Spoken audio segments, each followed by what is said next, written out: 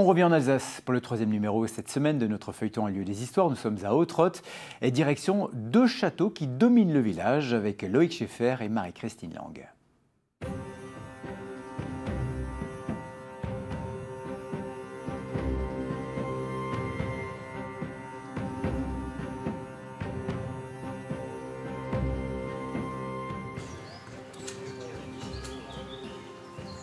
Sur les hauteurs d'Haute-Rotte, il y a le château du Lützelbourg et à 200 mètres plus loin à peine, le château du Ratsmannhausen. Une situation géographique quasi unique en Alsace, le fruit d'une rivalité entre deux familles du XIIIe siècle. Et si ces châteaux sont encore debout aujourd'hui, ils le doivent en grande partie à des bénévoles.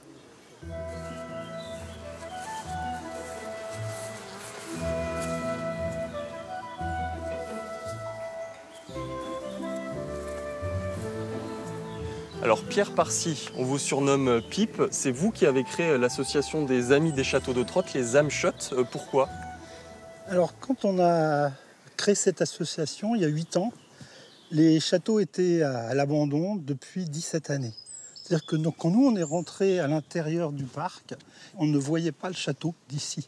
Il y avait des arbres entre nous et les châteaux. Donc on a retrouvé des châteaux qui étaient complètement à l'abandon. Donc ça nous a donné l'idée de dire qu'il faut absolument qu'on fasse quelque chose, surtout que les deux châteaux, le Lützelbourg et le Ratsmannhausen, avec toute cette végétation, étaient menacés d'écroulement, bien sûr. Bonjour, ça va? Ah, c'est toujours les mêmes. Allez, venez, je vais vous montrer les maquettes. Au XIIIe siècle, vous avez le château tel que vous l'avez vu en arrivant. On va aller dans l'autre sens, voilà, hop, comme ça, avec le logis à côté. Il n'y a pas encore de donjon. Nous avons besoin du public pour notre notoriété, pour que les élus s'intéressent à ce que nous faisons, pour qu'on constate que les châteaux ont une certaine renommée, parce que le public les aime. Et une fois qu'on a cette notoriété, évidemment, notre mission, c'est de faire en sorte que ces châteaux, on puisse les admirer encore des siècles durant.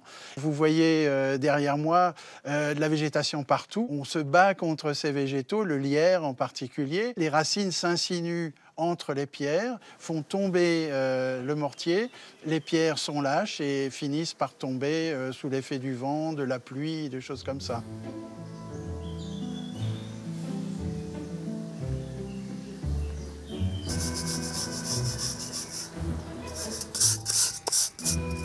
À partir du moment où on avait l'histoire des châteaux et puis cette association qui demandait un peu de fonds, on s'est dit on va faire un livre pour raconter aux visiteurs l'histoire des châteaux.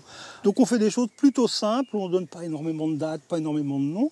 Puis après on écrit pas mal de petites anecdotes en une page qui expliquent des petites choses. Entre autres, on raconte qu'on a retrouvé le squelette enchaîné dans le donjon du Ratsmannhausen. On a sorti un deuxième livre qui a été écrit ce coup-ci par mon épouse et par ma fille, et qui est Les châteaux d'Haute-Rotte racontés aux enfants. Vous avez une sorcière, on a le squelette, bien entendu, on a un petit dragon.